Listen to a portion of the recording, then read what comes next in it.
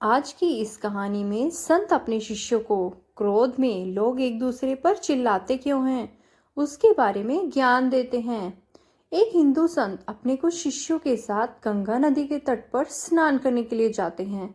वहां पर उन्होंने देखा कि एक ही परिवार के लोग आपस में एक दूसरे पर क्रोधित होकर जोर जोर से चिल्ला रहे हैं। संत ने ये सब देखकर तुरंत अपने शिष्यों से पूछा कि क्रोध में लोग एक दूसरे पर चिल्लाते क्यों हैं। सभी शिष्यों कुछ देर के लिए सोचते रहे और बाद में एक शिष्य ने कहा, क्योंकि हम क्रोध में अपने मन की शांति को खो देते हैं और इसलिए हम दूसरों पर चिल्लाते हैं। तभी संत ने उस शिष्य से कहा कि जब दूसरा इंसान हमारे पास या सामने ही खड़ा हो तो हमें उस पर चिल्लाने की जरूरत क्या है।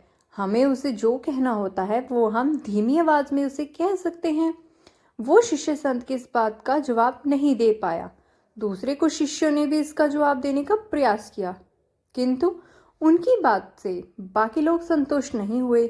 अंत में सभी शिष्यों ने संत से कहा कि आप ही हमें संत ने समझाया कि जब दो लोग एक दूसरे से नाराज होते हैं तब उन दोनों के दिल एक दूसरे से दूर हो जाते हैं।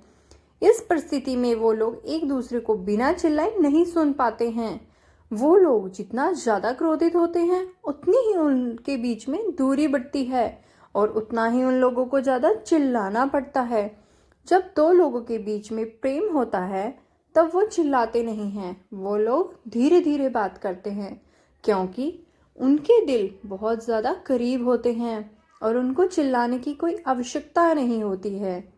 जब वे एक दूसरे को हद से भी ज़्यादा चाहने लगते हैं तब वे बोलते भी नहीं हैं, वे तो सिर्फ एक दूसरे की तरफ देखते हैं और सामने वाला क्या कहना चाहता है वो समझ जाते हैं। संत ने शिष्यों से ये भी कहा कि जब हम किसी से बात करें तब हमें ये बात ध्यान में रखनी चाहिए कि हमारा हृदय आपस में दूर न हो। हमें किसी से भी ऐसे शब्द नहीं बोलने चाहिए जिससे हमारे बीच की दूरी बढ़े। हमें चर्चा करनी चाहिए, बात भी करनी चाहिए, लेकिन चिल्लाना नहीं चाहिए।